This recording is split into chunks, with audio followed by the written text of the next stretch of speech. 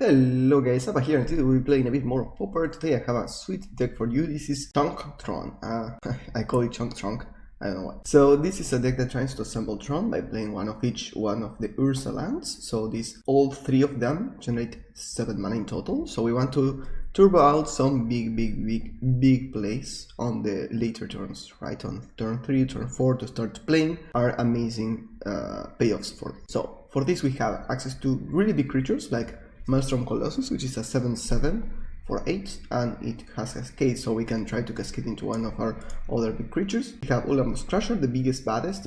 It's just an 8/8 that has Annihilator too. If your opponent is not prepared to kill a big creature, like for example against Mono Red, take over the game in a couple of swings, and that's pretty cool. It's also not an artifact, so it's not susceptible to artifact removal, like this, for example, it can die to Smash to Dust, but doesn't give value right away, so it's kind of a, a give or take. Then we have another 7-drop, a 3/4 flyer that draws a card when it casts. So this means that it's good against counter spells, it's good against flyers because it flies. It's more of a defensive creature than an aggressive creature, but we don't have that many good 7-drops that we could play. So that's why we play only 3. But I think the card is kind of playing a role of just playing something that stabilizes the board a bit on turn 3, because we are going to be taking some amount of damage in the early turns. In the similar vein, we have Boulder Branch Golem, which is the MVP of the deck, I think, which is a 7 mana, more often than not, a 6/5 artifact that when it enters the battlefield, we gain life equals to its power. So it enters the battlefield, we gain 6 life. That's a lot, that stabilizes the board, and it's also kind of big. 6/5 is again really big. It does die to artifact removal, but it's not that big a deal, because it already gives value right away. And it also has the prototype ability, which means that we can cast it for 4 mana as a 3/3 with the same text, right? So if you cast it as a 4 mana creature, it's a 3/3 that gains 3 life. That's obviously not that great, but having access to both modes means that when we are on the mulligan and we don't have Tron, for example, it's something that may happen, by the way, and then this can be cast on turn 4 and try to stabilize the board so we can try to have more time to find Tron pieces, and I think that's really relevant. We have the Fangren Marauder, which is a 5/5 for 6, and when an artifact dies in either side of the table, we gain 5 life. 5 life is a lot, so we usually try to play this and then crack a couple of eggs, and we're going to go through the eggs in a bit. And that means that we can gain obscene amounts of life with this creature, so it's a way of establishing the board and gaining so much time and negate all of the damage that an early affinity draw can do, because they need to sacrifice artifacts to try to develop for example, their card draw with Deadly Dispute and regular Smargan. This means that we are going to be gaining life every time they do that, and we also have a bunch of artifacts that we want to be sacrificing. So it's kind of tricky for them to answer this creature also, because of 5/5. It doesn't die strictly to a Galvanic Blast. So it's kind of really good in that matchup, but it can be also really good that, other matchups are attacking us, because we play this, then we crack X, we gain 10 life, 15 life, and then that gives you so much. And then right now the curve, we have Self-Assembler, which is a 4/4 for 5. Again, an artifact creature, so susceptible to removal, but when it enters the battlefield, we search for another card that's an assembly worker. Sadly, it only searches for creature cards, so we can't do some shenanigans like putting a remove spell with Shapeshifter or something like that, but it can fetch other self-assemblers, and that's pretty cool. So this means that we can just play a bunch of 4/4s over the course of a couple of turns. With 10 mana, you can play 2 4/4s, which is kind of good. Again, in Tron, you normally see this in, for example, Mono Green Tron in Modern, when it used to be a deck, that you had access to cards like, I think it's Ulamog, which was a 10-drop that just did a bunch of stuff for you to try to stabilize the board and try to mess with the opponent. This doesn't do that, but it's a 10-drop that can be played as a 5-drop or as a 10-drop, so that's pretty good.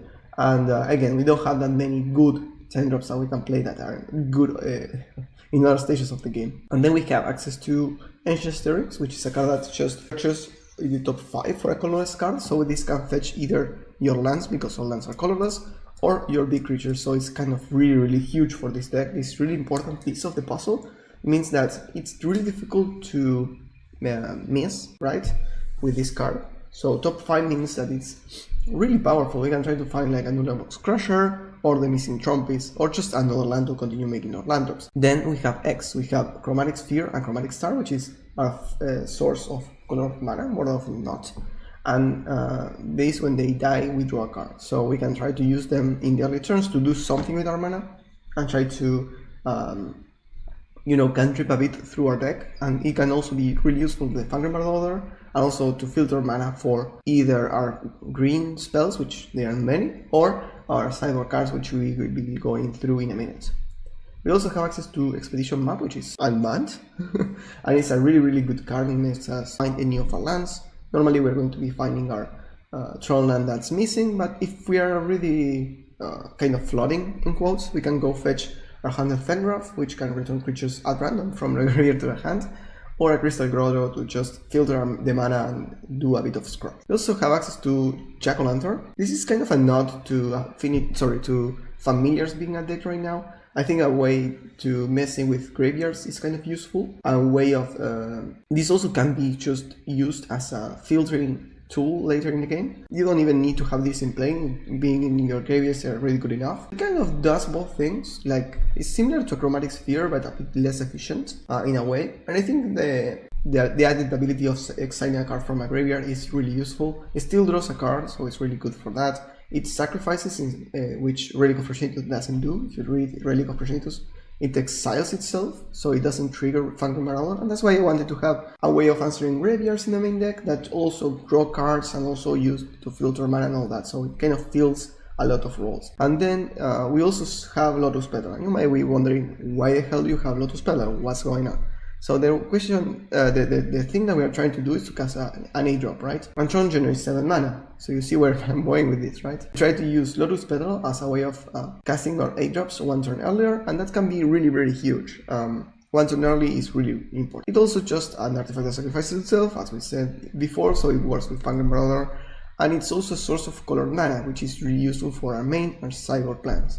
I played this deck without the Lotus Petals in my LGS the other day, and the color mana can be a bit tricky because you're always trying to find your Tron lands and you want to have access to Hunted Fengraf, for example, for having access to, a bit of late game value. So Lotus Petal kind of fixes those issues because you'd never want to be using Expedition Map to go search for, a Crystal Grotto. So, or I mean, you sometimes do because you sometimes have to do it, but it's not something that you want to be doing. So if you can try to avoid it, it's really good. So that's the main deck, and in the sideboard we have a bunch of random stuff. We have one Flaming Pain for Fox, which is kind of good if you just have one off in some decks, because you just need to find it eventually to try to kill your opponent.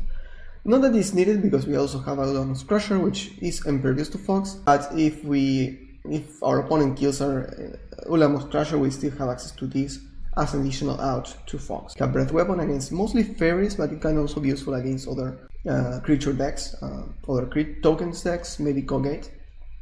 We have Chinier's Edict, which is great against Blue-Black Terror and also Boggles, which is on the rise right now. Twin-Stick Spider as an additional way of blocking against flyers. It doesn't work that well with Breath Weapon, you just have to sequence your plays a bit better. But it's really cheap to play. You can play it on turn normally 3 or turn 2 with our Lotus spells, and this can be useful for just having a bunch of blockers, try to survive into the later parts of the game and turbo out and kind of throw out the big creatures that we have with that. We also have Weather the Storm against the burn decks, and Relic of Progenitus against mostly familiars, but can be useful against many decks. And it's not that big a deal to have it in your main deck either.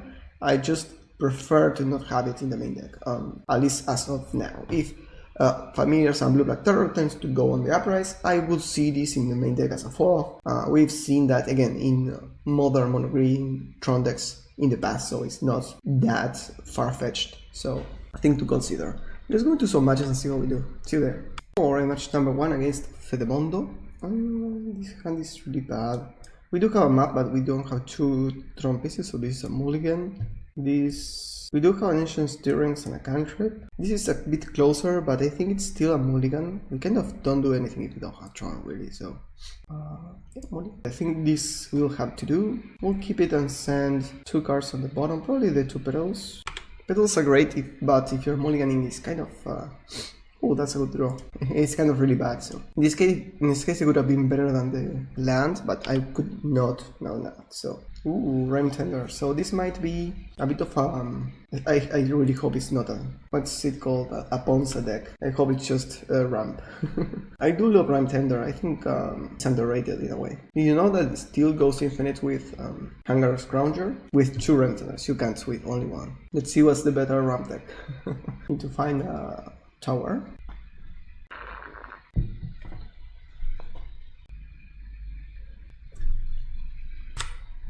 There we go, tower. I don't know what happened there. Okay, so next turn, thanks to the Peril, we can go for the Colossus, or we can just play the Boulder Blanche Golem. I think we can use the Lotus now. I love it, it's kind of nonsensical, but I think it's fine. Oh, fuck. I have to tap. I'm not under huge pressure, so I prefer to play the biggest creature I can, put the most amount of pressure I can, 5 total mana for an Avenging Hunter. Good thing I just played the biggest creature now. I can attack with it. They had to either chump block or give me the... I know one of those, that's really good. I think there's no need to do it beforehand, so let's just attack. Maybe they think they can steal the initiative back, and then we can drop another big creature. That might be the thing. Trigger, trigger, trigger. No lands, forests. I forgot. I thought I had 2 forests. I want to crack this beforehand, in case I find a crusher. I think I do. Shadow not before playing the land, of course, but I'm not a good Magic player. They get a 7/7, they can't really block. Sorry, they can't really attack here, they can jump attack, so it's bad for them. Okay, that makes sense. They are not attacking, I would guess. Otherwise they would have attacked first. Maybe they can just attack with that. I will probably trade though. No, maybe no. I would just attack with those, okay. So I attack with both, they can double block here, like block, double block. And we drop like a 7. We have 3 more, so we can't. We can play also 2 4/4, which is probably better. Yeah, I think I will do that. This is lethal attack, by the way. 7/7s are huge. Okay, they do maximum blockage. We don't care about the order. This just trades everything. It's fine with me. Push. Now we do 4/4 into 4/4. Just flood the board as much as I can. In previous iterations, this also had the Power Plant Worker, which is also a 4/4 for 5 with an ability of you can pump it for 3 mana, I think. And honestly, yeah, I think that having only 4 of these, it makes sense. Having 1 more of those when you draw it is really bad. So, okay, next turn we can just play a Boulder Branch Golem instead, or play 2 4/4s again, depending if we draw a land or not. If we draw a tower, I think we can play both the Boulder Branch and the Self-Assembler. Okay, they couldn't muster enough blockers for us. So we're against probably mono green ramp without land destruction.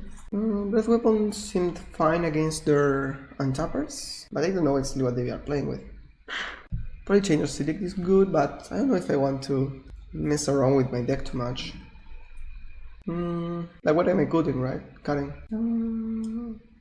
Pain. No, I'll just start with this. And I'll remove the Jack-o'-lanterns and see what we do with that. At turn 2, Chainer Select can send them quite a big back, so we don't have land destruction hate because there isn't any, really. The land destruction hate tends to be really bad, so... Okay, we have access to an Ancient Stirrings and Chainers, but you have to use the Sphere for the Stirrings. I'm going to mulligan. 2 Lotus spells in the opening hand is pretty bad. This is also pretty bad. This is 4 or keep this as a 5 hand. I think I can do better on this, right? I could keep like send these 2 back and have this. I don't know really what's the correct play. I think that with the scry and all that may be fine, but it doesn't feel good to keep this hand, honestly. Remember, Tron is like a 7 for 3 in a way, right? So it's card advantage when or virtual card advantage, or actual card advantage if you use the mana, you know. Okay, Ursa is mine. Let's put that on top, play the expedition map. And let's hope they don't have land destruction in their deck. Oh man, just mono green, okay. I'll play this and pass the turn. Do I want to crack it? I don't think I want to crack the expedition map just yet. I'm going to wait a turn. That's terrifying. Yeah, let's just pass the turn here. I'm not going to be using it. So turn 3 initiative is pretty good. Okay, now I can maybe fetch a forest. So we can play the Boulder Branch as a prototype, but that feels so bad. I may need to just... No, I just can't I'm thinking if I should crack it now to fetch a missing Ursa piece, even though we don't have the other. Because we don't have much else to do. We're under so much pressure that I think we need to just top deck the land we need. Overgrowth, wow, that's amazing. I hope they have like a really big play.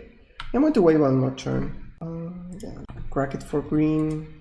Lotus Petal, isn't too much. So I'll go fetch a tower. Oh, we're dead, whatever. And that's why I didn't want to keep that hand, but honestly I didn't know what to do. Going to 4 is so backbreaking in this deck. Next time I'll go down a bit lower. Chainers, well, Chainers does look good, honestly. I think Chainers is fine. I think I need the acceleration of the petals. Against some decks you can probably cut them, and that's why I didn't want to go so low on lands. I based this deck on Vanilla James's build. These hands are so terrible, what's this? I could start with Ancient Stirrings, we have also 2 cantrips, but it's so lame if we don't find it. And we need to find 2 pieces, right? So that's not possible. Again, this is not possible. This is also not possible, so we go to 4. This is even playable, this is like so bad. I don't think I'm overreacting or mulliganing wrong, it's just that hands have been terrible.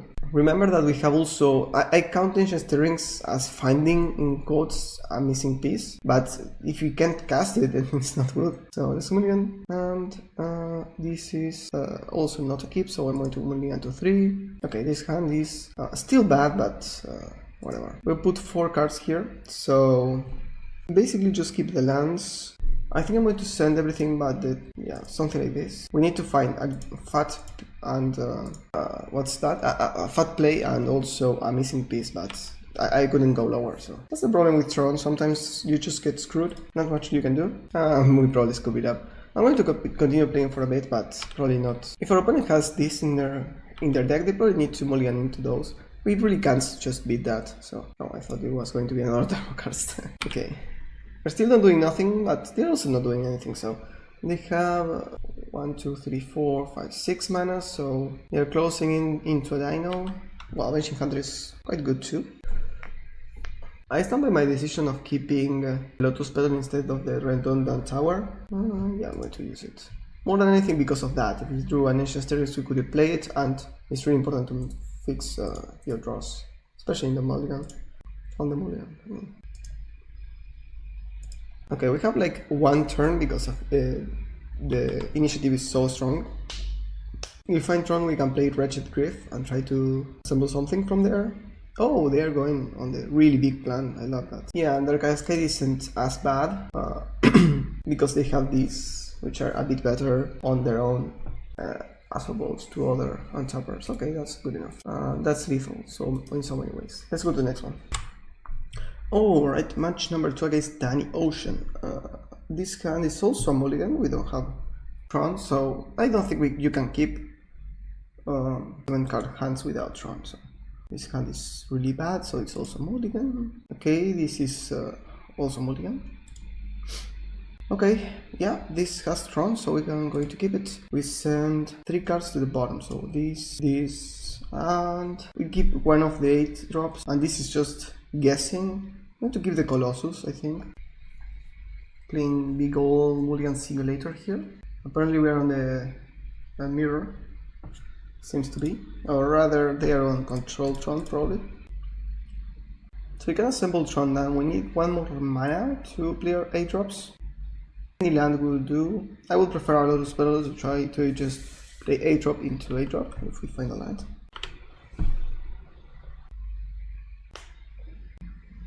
Okay, they just pass. I will find another land, so that's good. Let's play it. We will go fetch a tower, and then we can play tower into tower. That's a lot of mana. Don't have an impulse. Interesting. They're on 7 cards, by the way. Energy Refractor, sure.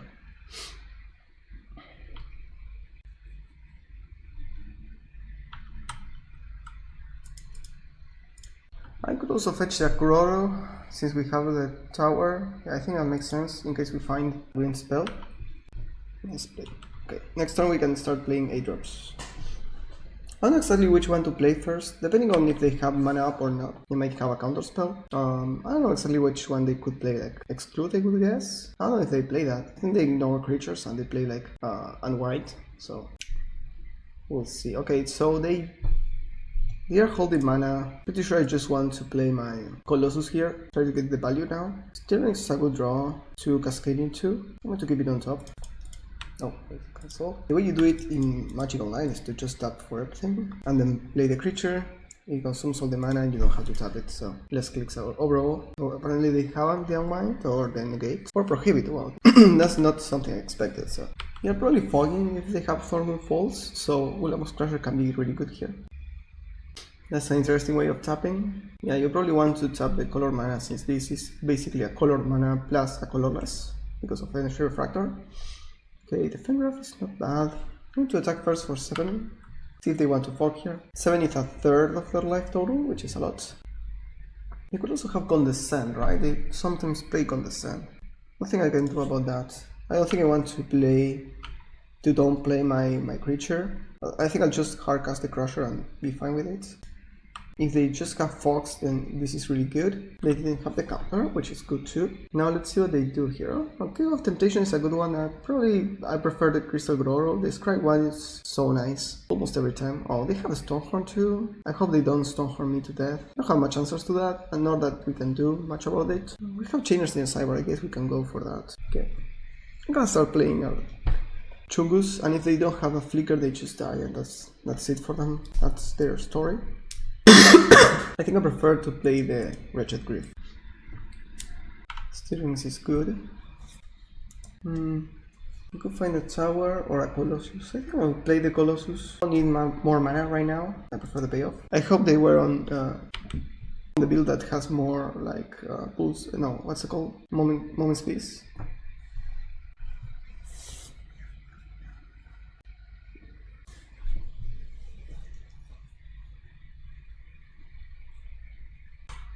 Alright, so they fought us and they passed the turn, so we can crack the Sphere first. Alright, so we crack the Sphere, we have a Lotus Petal here. This is probably going to play this dude. I'm just going to cast the Petal first, in case they have like a, I don't know, something. Okay. So they probably have Teachings, I would guess. 5, 6. If they have Teachings, I don't think they have another Flicker, so probably they go fine. I don't know. If they have like an Abrade or something to start killing our creatures, maybe? No, just pulls a land away. Recycle it again, right? Not much of anything, just 5 mana, draw a card, gain 6 life.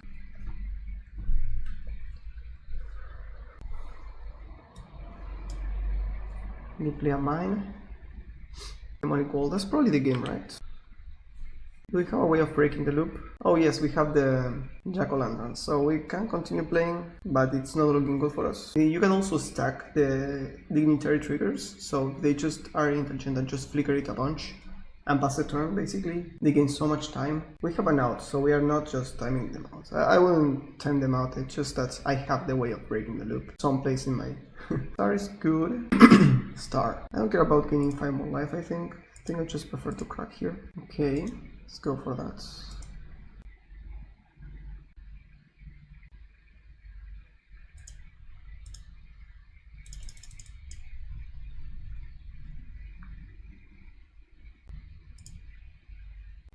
Let's just cast it like so. And just pass the turn. Now next turn we can play the Fangren Marauder. We have 10 life on the board with the Lotus Petals. Deep Analysis, wow, that's a new one. Makes some sense. They draw a lot of cards here. Okay, so they put counters on the Drifter, that now it's a 4-4. We don't have any reach, we only have the Wretched Grief. But this doesn't put any pressure on us, we gain so much life. Again, we are just trying to gain life until we find the Jack-o'-lantern, trying to resolve it. Did they really... No. They didn't flicker just yet. Okay, so now they flicker. They could beat this with an Ephemerate, so we are on a time to find it before they find their own. Map. They just crack it? Didn't they already play a land? Oh, don't remember. Another cave? How many caves do you play, bro? Okay, let's just play this. Oops. I think we just crack it for... No, I want to keep that on top, so do it like so. Okay. I don't know if I want to find another Ursuline, I think I prefer to do the scry here. Jack-o'-lantern, that's awesome. Put it on top. Pass the turn. I hope they just tap out for random stuff like they did the previous turn. Don't stack triggers on the Stoneforge Dignitary, please. So, yeah, the way that this works is really weird because of the wording on this, but target opponent skips their next combat phase. So, when you flicker it more than once in the same turn, it doesn't skip the same combat phase. Skip the next one and then the next one, right? Because the one that is skipped doesn't count into that, you know? Oh, they have another discussion. So if you flicker it multiple times, you actually get multiple combats being skipped. Just hope they don't realize what this does. We probably can sacrifice the 2 petals and be fine with it. We have the counter. Yeah, I have the counter probably. Oh, no, we just do that, okay. They don't have mana to prohibit. They could have.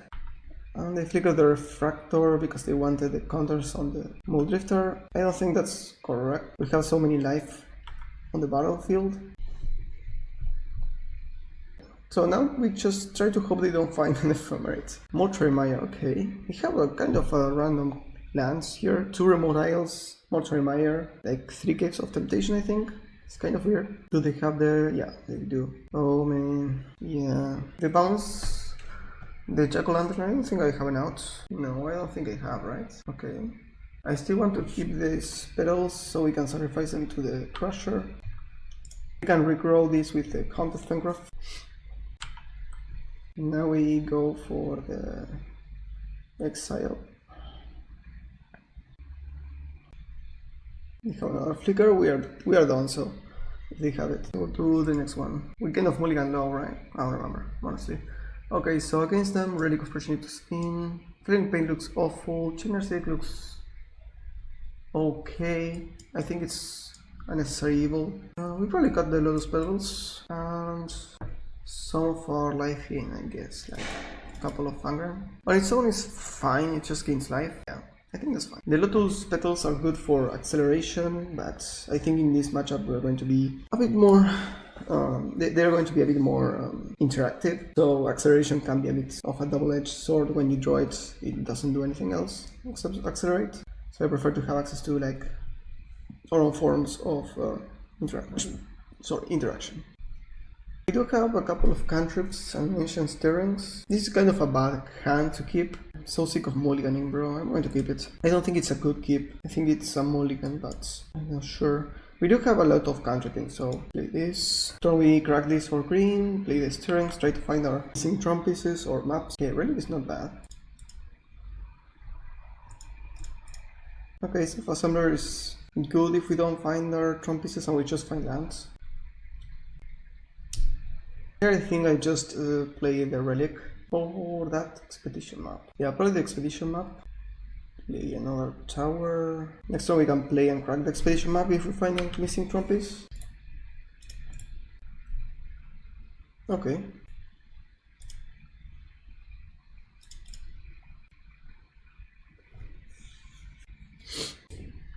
They seem to have like natural Tron, otherwise they wouldn't have kept that hand.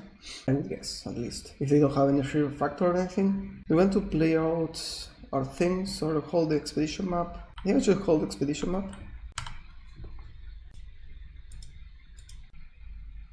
Let's find a mine. Tap. Colossus is fine. Play this, we complete this. We need to save the Chromatic Sphere because it's a source of color in case we find something we want to cast, like a Chainers. Okay, we find the power plant now. We assemble turn 5, which is not great, but you know, that's what we have. Okay, so 8. Let's play the Colossus. Have mana up. Probably right there. Yeah, I don't want to crack the sphere just yet. Steerings is great. It's insta results. We could find another relic, land. We already have a land in hand, so I'm probably going to keep, well, an Ursa Assembler doesn't do much. So probably the relic, I guess. Next turn we have 6, 8, 10, so we can play like 2 assemblers or assembler and Wretch Grip. Anticipate, okay. I assume Impulse is really cheap right now, so I don't see the reason to play Anticipate over it.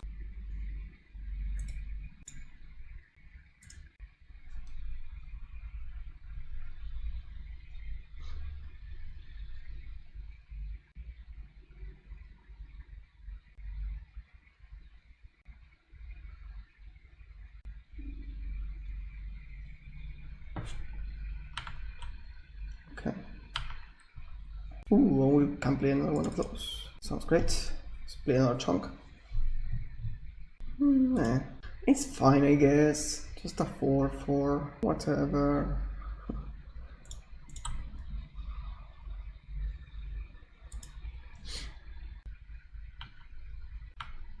Are we presenting lethal next turn? I think so, right? Yeah, if we don't have anything, yes, it's lethal. Because we can now play another assembler.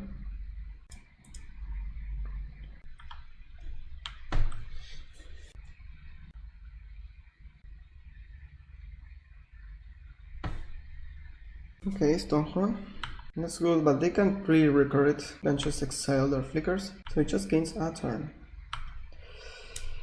Alright, start with a Raged Griff. Yeah, Boulder Branch.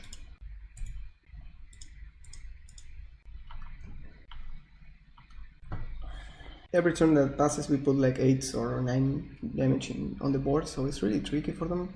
Teachings, sure. They can go fetch like an Ephemerate, but that only gains them, well, a couple of turns. It's not a permanent solution. They go fetch Ephemerate.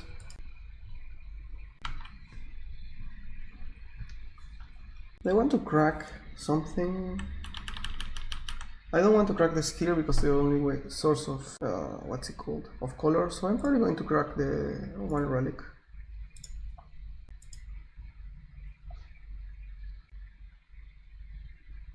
Okay.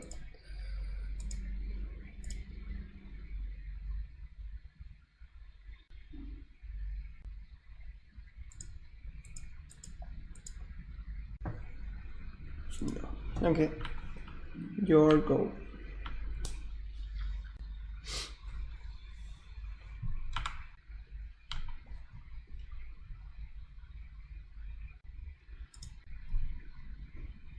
I do this now in case they have a cantrip or something they can put in the graveyard before the ability resolves, or they can just also crack this, right, as a sorcery, and we can't really interact with that because of cost. You always want to do it as early as possible. I see many people doing this as late as possible, and that's wrong, you know. Giving your opponent more time to find an answer to the ability is wrong, just wrong. So you want to actually do it as early as you can. Of course, as long as it's doing anything. So I don't think there is a reason to wait. They have another one. Oh, they find Tron, so they have Flicker, Drifter. Yeah, they're still uber dead, so not a big a deal. We're not going to mess around, we're just going to attack. This is lethal, they can... Oh no, they have already one. Combat step being... Okay, so... they exile one, we play a land. Want to crack this, I think, for green. Okay. I see that they have the deep analysis, but I want to interact more than anything with a flicker effect. I think that's a win condition to just stop them from recurring this Stonehorn. Force them to find another one and trying to you know, burn through flicker effects, basically. I'm just going to respond or answer a flicker effect. That's what I want to exile here. That's my win condition. You have to have a Pulse of Murasa here. No, sorry, Moment's Peace. Fuck. Oh, okay. That works as well. I think that Moment's Peace and Tango are the best fogs, but they are probably a bit expensive, so I could see it just playing the cheaper effect. We do this now. Let's play that in case they have a Dilruba.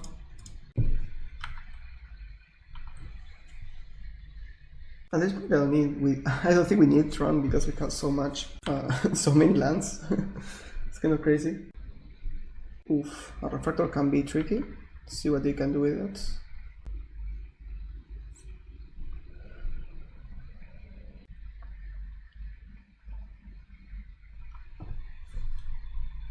Okay, I have to respond to this.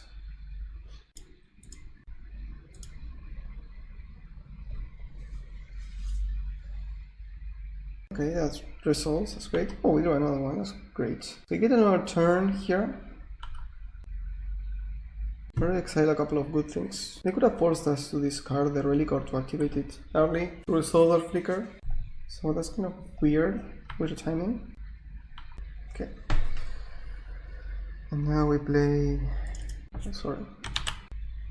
Let's draw a card first. Chainers. Not bad, but we can't really cast it, so... Crusher, Relic of Proscenitis. Go.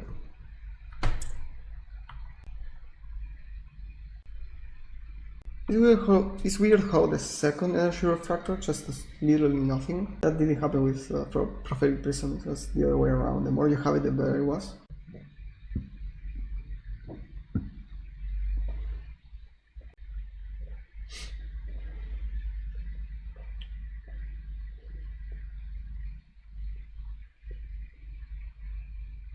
We can block it. I don't care. And we can activate it now, for example. That should fizzle the pulse, unless they have an instant. So that's a mistake, I think. Maybe their out was me not realizing that. It's a thing that happens sometimes. Sometimes you have to play to your opponent's mistakes.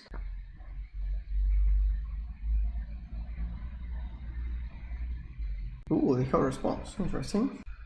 Because of the boss, I think that they didn't actually have that plan, and now they do. Another pulse. I don't care for your 6 life, honestly. Or your land, for that matter. We also have a Chainers, which if we find the fixing, can be pretty good against our opponent's board right now. Every creature is useful to blink or to have on board. It usually does attack. Okay, that's makes a lot of sense. Have to crack this relic again. How many flickers do they have? I thought they only play like one.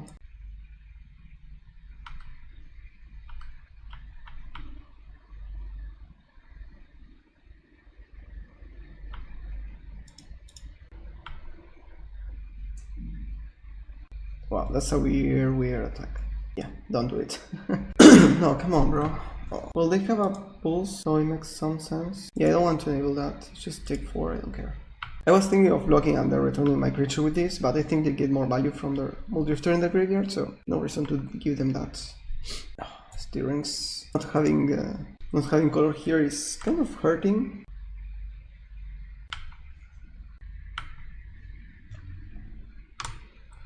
Alright, let's see what you can do here. We don't have a relic here, but they already went through so many flickers. We already got their Ephemerate and 2 flickers. I don't think I play more of that. We also exiled 2 Pulse of Murasa. I don't think they have more of that either. So I think they returned 1, right, when they play this? Or I'm mistaken? I don't know, bro, I don't remember. They have like 3 Pulse of Murasa? Treading Water? I don't think they have more. Okay. Of course.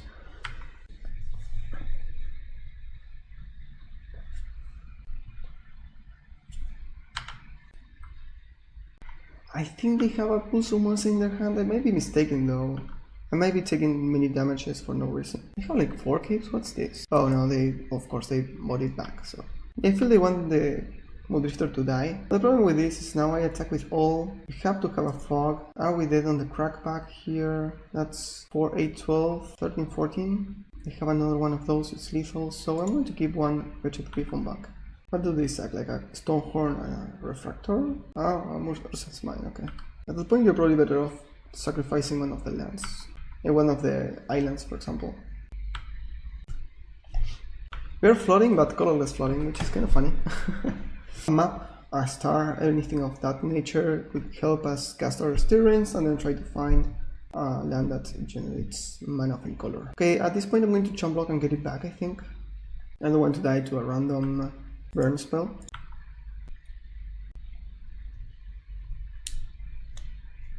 Another Ephemerate? How many flicker effects do you have? That's weird. That's so weird. It's not normal. Okay, let's get the Wretched Griff back. Our relic is good. Just cast this first, see if we find anything else they may want to counter, like a star. Maybe I play a star and they just counter it. Okay, just insta resolved. That's good, right? Grotto, do this crying thing. Fengraf, bottom, I don't care about that. Play this relic. I think we start with the Chainering.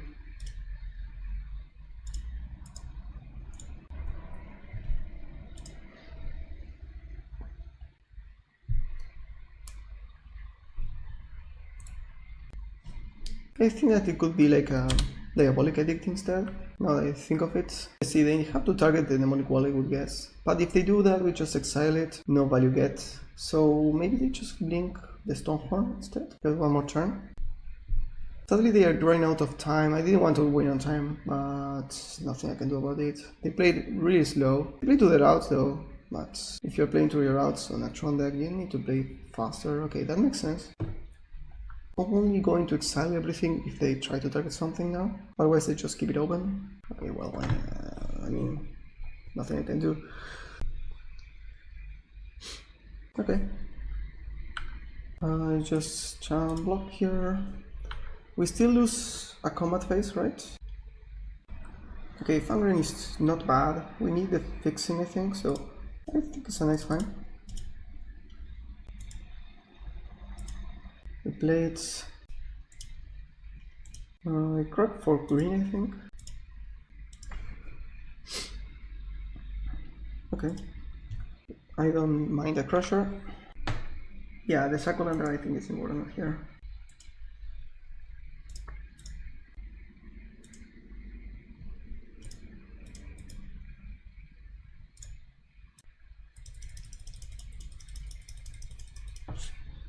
Okay.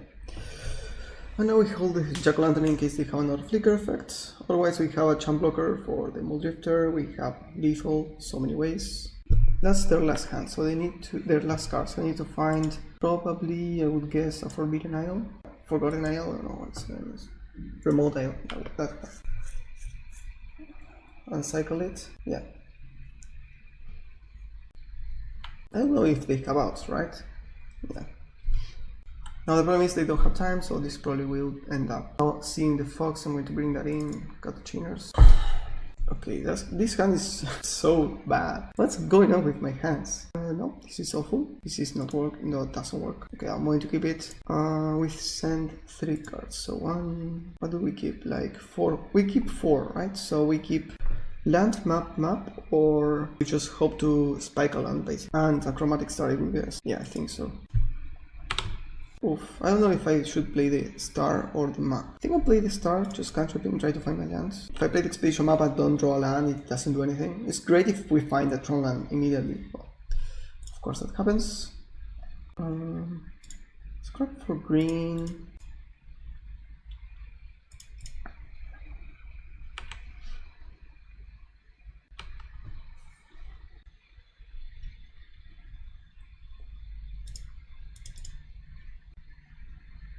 Yeah, tower, blade, expedition map, crack it for another tower, I think.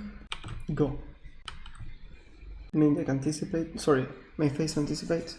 They're getting they're going to lose the time, but we had Tron, so I think we had a chance here. Grab one of these. 3, 7. Well, I'm going to crack this one. I don't need much more than one. The Boulder Branch is not bad.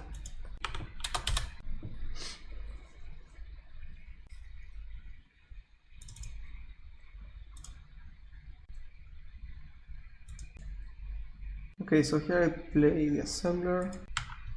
I'm trying to kill them if I can, you know. Not BMH, I'm just trying to justify my win here. You know, I don't want to win on time, basically. Paper Snag, oh my god. Vapor Snag, that cascade effect. Interesting. Let's attack first. Play the cascade, dude. Get a sphere. This means that we can crack one of these for green as always. How much mana? 6. Okay, we can play. Okay, so I think we're going to win on time. It's fine. We had a massive board now. They need to kind of focus forever. Now we know that we have outs to that too. Again, I'm going to continue casting my spells. 1, 2, 6, no 8. So for 8 mana I'm probably going to cast this again. Okay, they conceded because of time. Sad, but I think we had a chance. Again, if the match had more time, we probably would have won. GG's, let's go to the next one.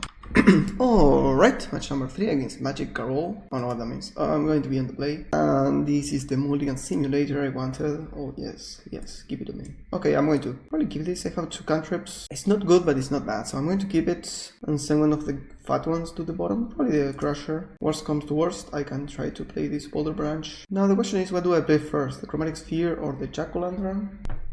No. I don't know. I think either way. Right, so I'm going to start with the sphere. By the way, if you're playing Tron, the last land we want to play, if you can, is the tower, I think. If you have redundant pieces, like if they have like some weird thing that they destroy a land, I prefer to have access to it. Okay, so I'm going to start with cantripping this one. Okay, it's awesome actually. The reasoning for this is that if you have to, for example, play a map and crack it to find the tower, then you have 3 mana instead of 2 if you played the other lands first. It's kind of niche. That's kind of a niche one, so probably not that big a deal. Prospects, I love these lands. I usually tend to like the other ones, the what they are called, what are they called, the cycle lands more, but those are better for aggro, I think. So 7 mana, play a 7-drop. That's what we came here to do, as I'm doing. So alright, gain 6 life. I could play the petal to hold the jack-o'-lantern, probably worth it, I guess. I don't know why I didn't. I just realized a bit too late. Hope that doesn't bite me. Oh, this is gates. That makes sense, I think. I don't know. I don't know if it makes sense. It's just attack for a bunch. See if they have like a cast down or something. Hopefully I can go for the throw. We have 7, 8, 9, 10. So we could play 2 assemblers or just 1 with the branch. I think I want to save my petal for colors. Let's play this. Just play the fattest of chunks. I love these dudes. I actually really like this card. I had a build of Celestial Ephemerate that had this card, so you can play it with Prototype, then blink it. That's so good. Oh, that's not a good card. What are you doing? I shouldn't have played that. Yeah, they know they can trade with this. They're probably forced to block here. Okay, whatever. Let's see, what are you going to have? Like Cherry and stuff. Do I want the Twin Six Fire for that? To beat the life gain and just have a bit of sack fodder? No. I do have ancient steerings. If these were 2 different lands I would keep, but not in this case. This is 1 land, a couple of cantrips, but not second land, and a map. Yeah, this still needs to find 2 pieces, so I think it's a mulligan. Okay, this one is fine. It's actually good. I'm going to keep it. To send 2 cards only. That's actually good. I can keep like land, map, and ancient steerings, right? So we send these 2 back. Sending ancient steerings back makes sense too, because we don't have colors. So maybe we send this. Or no, I think these 2 are better, right? Yeah, I think that makes sense. Bojuka. You just love the top lands, bro. They're all on the top land plan. Okay, let's play this.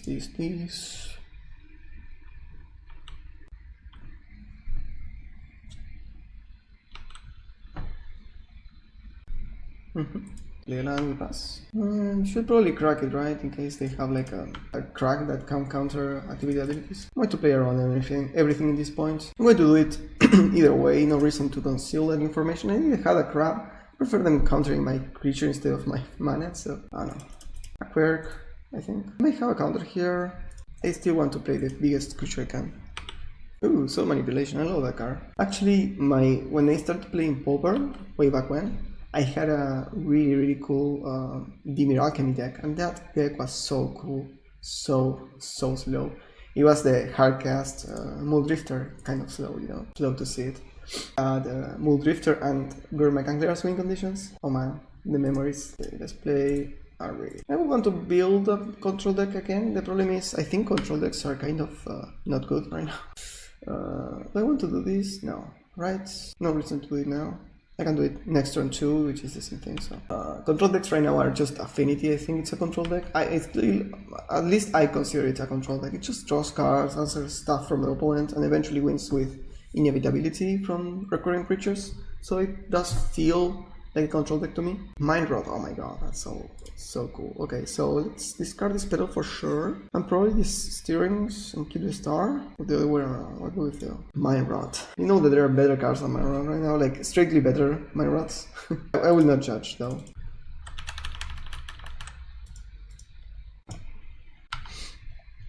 These cast triggers, the draw a card, the cascade, are actually really good against counterspell. So if they have a counterspell, they can counter by 7/7, but not what they cascade into. Sometimes it's a big fat guy, but sometimes other times it's just a cantrip, and that's fine too. This case is something that it's a removal spell, so not bad at all. Have a counter spell for, oh, you should counter this Colossus, I think. Maybe they have like Chainer's Edict. In that case, it makes sense. I don't think there are artifact destruction cards. Cruel Edict. Oh my god, that's like the worst edict of the bunch. I love it. Yeah, makes sense. Okay, so next turn we crack the star and try to find something. Or we just draw that. Don't want to save my star though. We have 4 steerings. 3 steerings, 1 twin silk more, I think 1 Fangre. That's too much, I'm going to just cast this. Now you see the virtual card advantage that we had in this deck, in this game, is the lands, right? We have 5 lands, we're able to play bigger stuff, more stuff than our opponent that has, you know, 1 more land, so kind of interesting way of seeing it. The land is good in case they are on the land destruction plan. Maybe they're on that, I don't know. They seem to be a control deck that has like this random dude. The star is also good against Dinro and Horror, so we can... Okay. Oh, they might be on Undying Evil. Undying Evil control. That makes sense to me. Oh, or not. Maybe they are on Soul Manipulation. Now they can hold Soul Manipulation. Get back the Muldrifter. Makes sense to me. Maybe that's the plan. I'm not one of those. Now we're on a bit of a stalemate. I don't want to attack into that. Or do I? Yeah, now I do. Yeah, you have to get your 2 cards back and I play a Crusher. This way I remove the blockers for them. Okay, so they are doing, look at the top 3, get 1, put 2 on the graveyard. Oh, they probably have a need now. I still believe it was right to do this. Try to clean up the field for the Crusher, makes sense to me. Of course, they are digging so deep to try to find a removal spell. Nothing I can do about that. Murder, okay, awesome. I think I have to... okay, I have 7 more mana, so yeah, just crack it now. But I want to double spell, I think. Okay, what's this? Let's just cast the star first. If you have a counter, then maybe they counter that, you know. 3, 6, no. 3, 7. Is this a counterspell? Yes. Okay. Yeah, I think the game revolved around that one attack with my creature. I think it was right to do so. I wanted to just clean up the game for the Crusher, otherwise they can just block it. They get the cards later. They suck 2 lands, yes, but that's not a big deal, you know. Okay, it's good.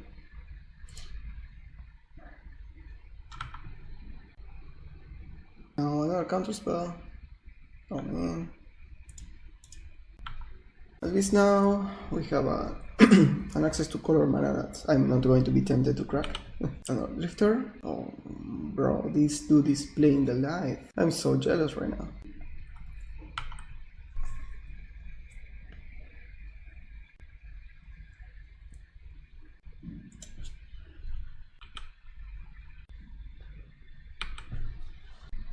Another one?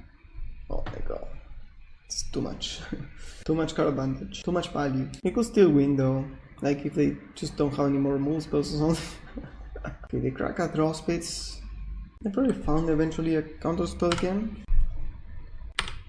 Let's see if this survives 1 turn cycle. I can't see that happening. They also have another cantrip with the land. They are... oh, Doomblade. Doomblade! Oh my god. I'm trying to Doomblade Murder control, Cruel Edict control. That's so awesome, honestly. That's great. Yeah, I think it was in... or rather, looking back, the attack to try to clear the board didn't really pan out that well. Maybe it was incorrect to do so. I'm going to consider here. Now I know what we are doing. I think what they're called, the twin stick spiders make sense to me. I don't see it. We didn't see any graveyard interaction. So probably I prefer the jack-o'-lanterns. Maybe I want to cut on lotus petals, like 2 lotus petals for 2 fangrams. That makes sense to me. Chainers is not that great. Yeah, just go like this. More a bit of acceleration because they have counterspells basically. Okay, this hand is, oh my god, it's so bad. Oh, look at this hand, it's so awful. It's mulligan. Oh my god, this hand is, okay, this hand is fine, actually. We have cantrips, we have lands. We need to put 2 back, so I'm going to send the Marauder and probably a Sphere. I could send the redundant land, but I don't see it. I think I prefer this. The mulligan simulator is on point today. You know, I played so much Boggles, this is worse. Like so much worse. I'm going to crack 1, I think. Oh, that's nice. I need the mine, right? I need the mine, yes. I want to have the Ulamox Crusher, but can't do. Let's play that, let's play this. Let's try not to flood. Let's crack this for green. Oops, that was a mistake. I should have played this first. I'm doing whatever now. Don't watch. Don't watch. Oh no, I'm just playing so poorly. Okay, let's play this. Let's play this land turn 2. I'm going to wait 1 turn to crack it, I think. We have infinite mana, basically. We get punished if we draw specifically self-assembler on the draw from the jack-o'-lantern. At least we have insulation for the cruel edict. You can return it back later. It's worse if they have bounce, but I don't think they have bounce. No. Okay. Let's play. Oh wait, I can use this actually. There we go. Crusher or Maelstrom Colossus. I think I want the Colossus in this point. Try to play something else basically. Another draw. They still need to answer the Colossus, right? It's not as backbreaking if they don't. They have a couple of turns to do so, but I think it's right to do it. I should have played the Lotus Petal. We saw my rot in previous games. I'm going to play now, for sure. Okay, map is not bad. Let's start with this. Boulder Branch, 2, 7, cast. Scatter, oh my god. I love this guy. Play this, but I will not crack it. I will wait. I wanted to add a cycle land, but I could have forgot honestly. But a cycle land could be good for the later parts of the game, like this. So you can go fetch that and cycle basically our expedition map when we have infinite mana. They have nothing. You can go fetch, probably the Grotto is the correct play. Oh, no, actually it's the 100th Fengraf. Yeah, it's probably the 100th Fengraf. It's perfect for this point in the game. Okay, let's start with that. Self-assembler. Awesome. Oh, they counter the assembler. We play the Fengraf, we crack it on the end of turn, I think. Again, bringing around the the discard of my rot. I don't know if they probably just cut it, I think. I would. This deck mulligans a lot. At least it seems to me that it mulligans a lot. And you don't need that many resources to kill you, you just need Tron and a big creature. That's not answered. So I would guess you probably just don't want my rot effect. I might be wrong though. It's been a while since I play control. Okay, let's see what we get. Boulder, okay. And a Grave. 6, 8, 10, 12, 13. So we can't play both unless we draw a land. I think I still just cast this. If we find a land we can play both things and we're fine with that. Wow. 3 Essence Scatter, oh my god. Vision map 2, it's another one of those Fengrafs, so I'm going to keep it on top actually.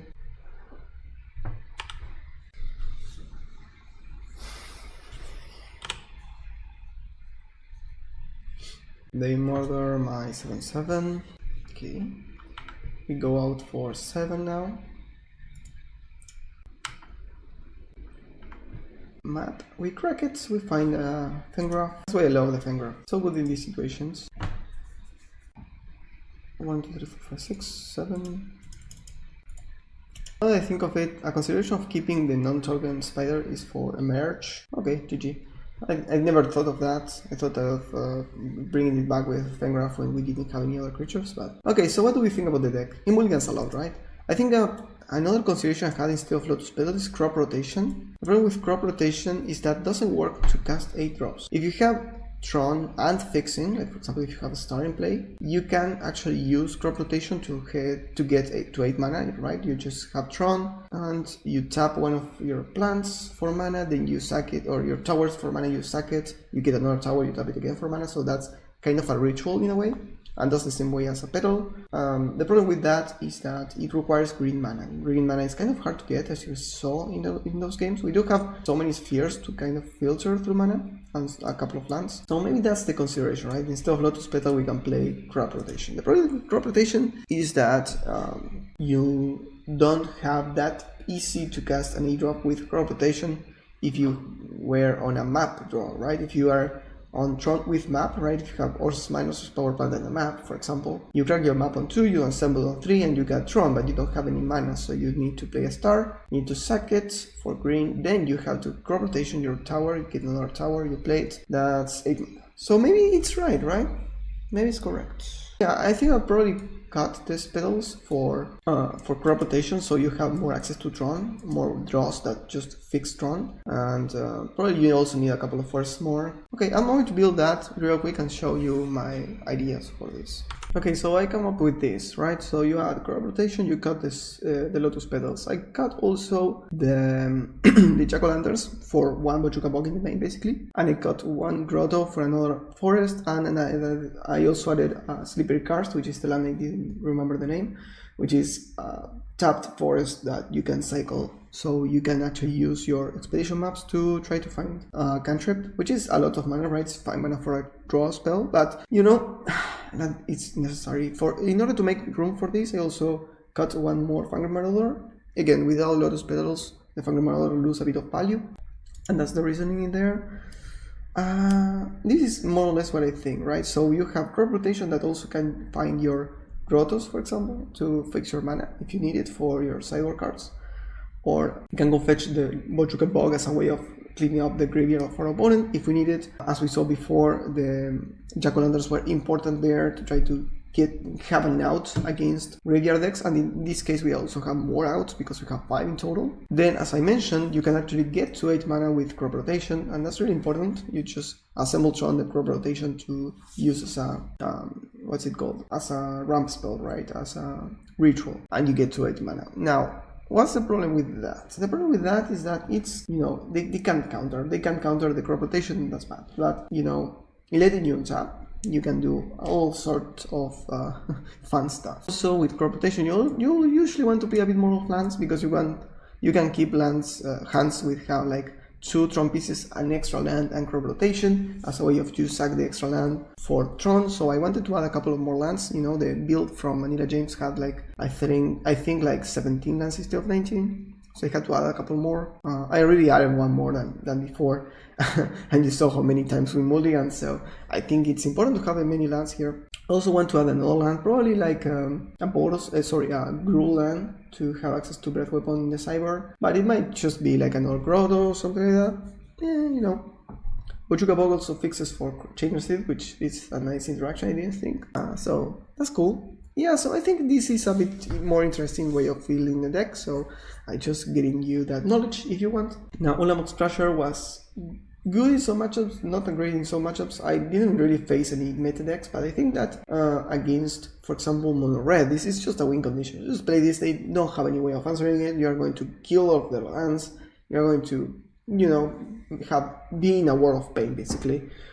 Same with all of the other creatures, right? So, except Self-Assembler maybe, which is more for a control or attrition kind of game. The Fangren Marauder gains a lot of life when it enters the battlefield, basically, if they don't answer it. The Bottom Show the same thing. The Wretched Grief is also against it's also a game more of a mid-range or control answer. You know, you play this, you get your value right away. They need to kill it sometimes because it's a 3/4. You need to answer that, and it can also block all of the creatures in the format that fly. Basically, there are really big flyers in the format. So you have like Korsky Fish, Glint Hawk, and Fairies, and this just answers any of these. So it's kind of great in that point of just being something that you can cast on 7 and being something that just stabilizes the board a bit. So yeah, I think I would go with this next time, probably, if I had to play the game again. So I'll lead you with the knowledge and, you know, do with it what you want. Thank you so much for watching. See you next time. Bye.